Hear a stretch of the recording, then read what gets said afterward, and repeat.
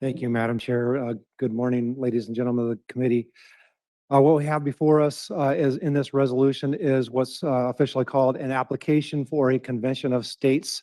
This resolution must be, just to kind of give you some background information, this application must be passed by a minimum of 33 states in order for a convention to be called. Once 33 states have applied for a convention, Congress must call a convention. Right now, Congress has applications of a various nature. They are not similar. This application is the same application, or at least similar in application to around 23 other states who have applied for a constitutional convention. This application would focus on budgetary items, uh, returning powers to the state, and term limits. Those are the only three topics that could be discussed in a convention that's called with this application for a convention of states.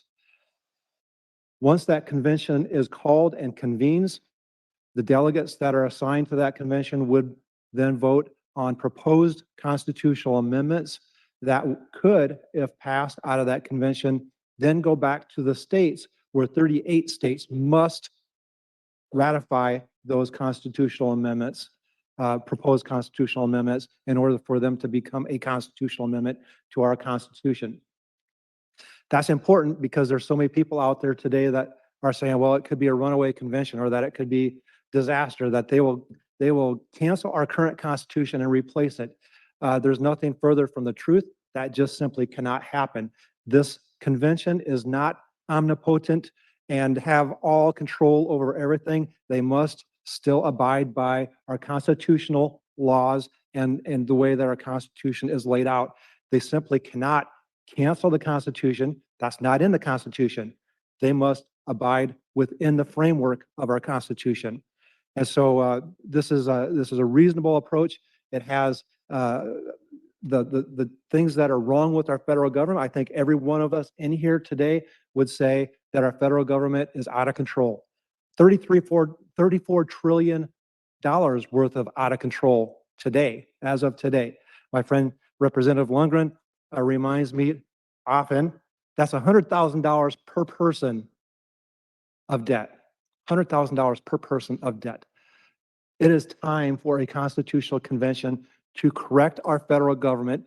It is in the Constitution. Another thing that I've heard is that our Constitution is perfect, so why should we mess with it? This provision is in the Constitution as a measure to rein in an out of control federal government, and that's exactly what we have today. That is exactly what the Article 5 convention process was put into the Constitution to help with when the states find and feel that the federal government is out of control. Madam Chair. All right. Chair recognizes Representative Wills for closing comments. Thank you, Madam Chair. As I said in my opening comments, 38 states must ratify any constitutional amendment that comes out of the convention as proposed. There's no way in the world 38 states would ratify a proposed amendment that does away with Social Security. That's fake news, for lack of a better word. That is totally a scare tactic from some to get us to say, oh, we can't pass this because you're going to take away Social Security.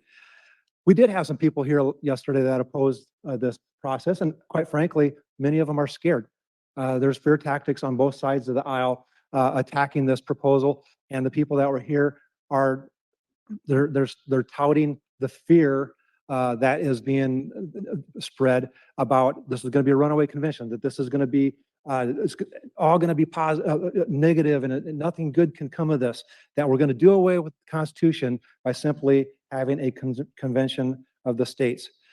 It's a fear process, it's a fear tactic. As far as the 17th Amendment, there's nothing in this proposal that would allow for us to, at least in my mind, that would allow us to reverse the 17th Amendment, which is what allows the states to have popular elections for senators. And so with that, Madam Chair, I'll just move the resolution.